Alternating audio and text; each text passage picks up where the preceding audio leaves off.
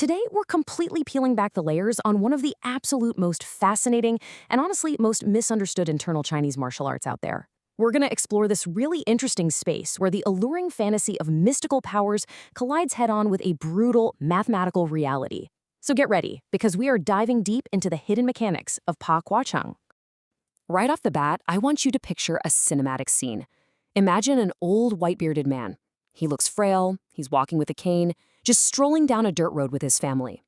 Out of nowhere, they get ambushed by a gang of bandits led by this giant of a man known as Oxbreath Chiang, a guy literally the size of a sumo wrestler. When this giant reaches out to grab the old man's granddaughter, the frail elder just springs into action. With a single, almost invisible palm strike to the chest, the giant goes down hard.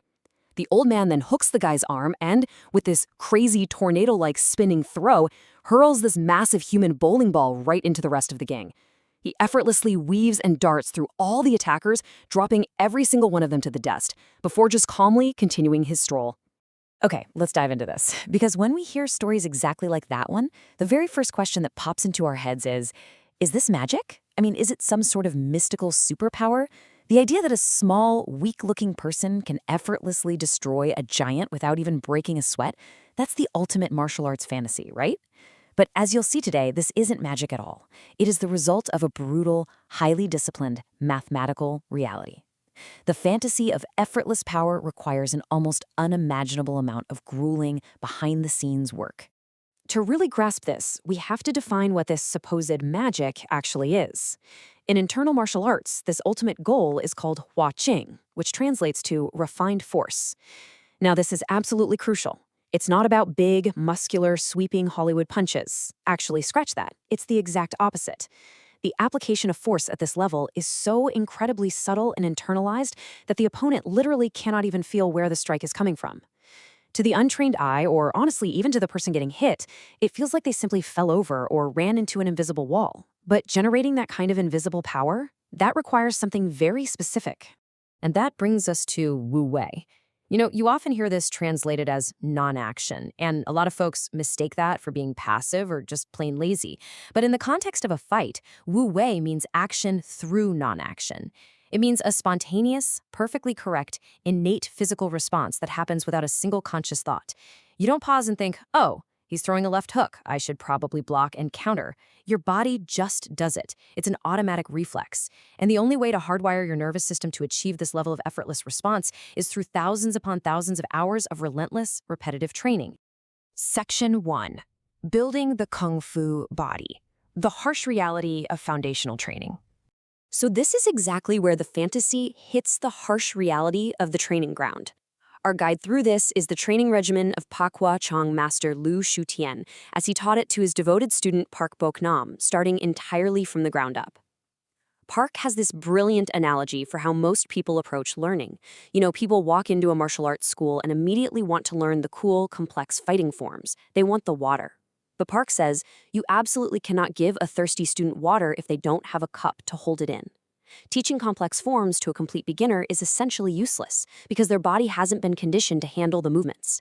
The student has to spend hundreds of hours just building that cup, developing the foundational flexibility, the coordination, the tendon strength, long before a single drop of water can be poured in.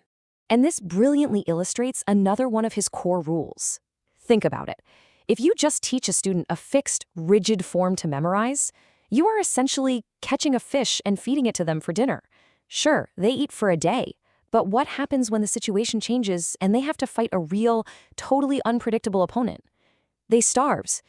By teaching the foundational principles of variation, adaptability, and body mechanics first, you're teaching the student how to fish. You're handing them the physical tools to survive literally any encounter for the rest of their lives. Moving right along to Section 2, the harsh master's method, psychological and physical trials. Now, building this cup wasn't just a physical hurdle. It required surviving these intense, almost unbelievable psychological and physical trials. This is exactly what Park Bok Nam endured during his 17 years of training under Master Lu. Get this. When Park was an 18-year-old street tough just looking to learn how to fight, Master Lu didn't just welcome him with open arms. No way. He forced Park to sit and watch the other students practice, and then ordered him to sweep the courtyard. And this went on for weeks.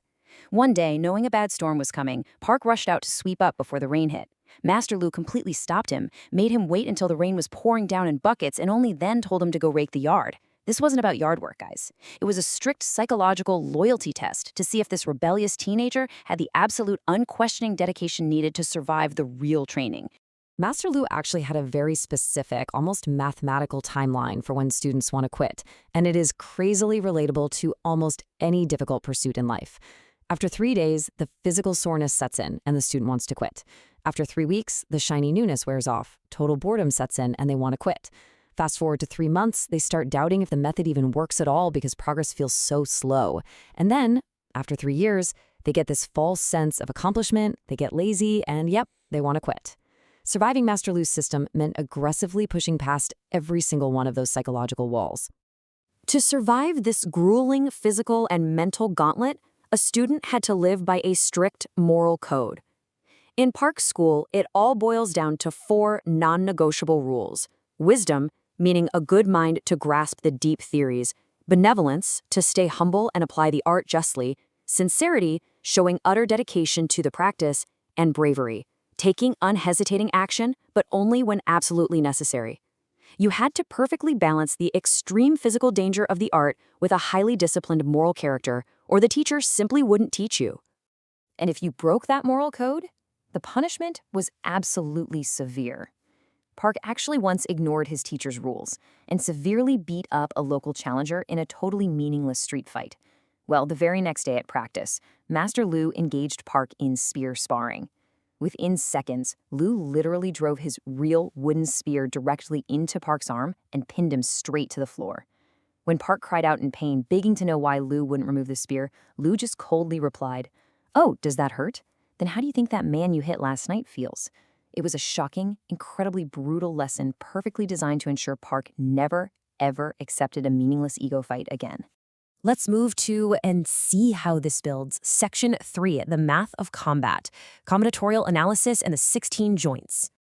So this is where we transition from all that brutal physical and psychological conditioning into the highly elegant, high-speed mathematics of Pa Kua Chang combat theory. And it all starts with the number 16. In Pa Kua Chang, the human body is mathematically broken down into exactly 16 primary joints used for both attack and defense. You've got the knuckles, the wrists, the elbows, the shoulders, the hips, the knees, the ankles, and the feet. These 16 joints are quite literally the numerical building blocks for all combat.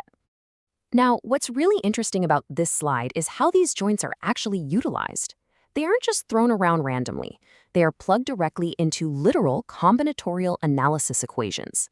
The practitioner takes variables, things like attack and defense, left and right, high and low, and maps out every single possible combination. So if move 1 is an attack, move 2 might be a defense. Or maybe they are both attacks.